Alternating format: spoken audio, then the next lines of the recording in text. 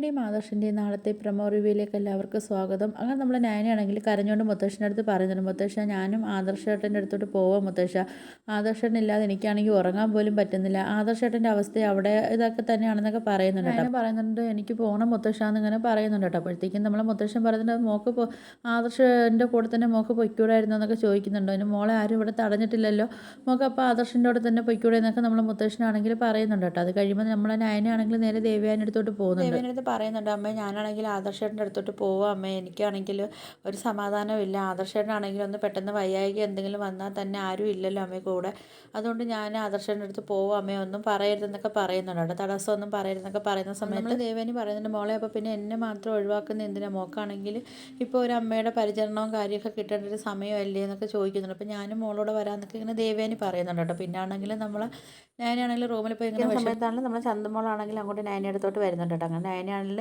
ചന്തമോളെ കെട്ടിപ്പിടിച്ചൊക്കെ വെച്ചിങ്ങനെ കരയൊക്കെ ചെയ്യുന്നുണ്ട് കേട്ടോ. അപ്പോഴത്തേക്കിന് നമ്മൾ ചന്തമോളെ കൊണ്ടുപോകുന്നൊന്നും അറിയത്തില്ല.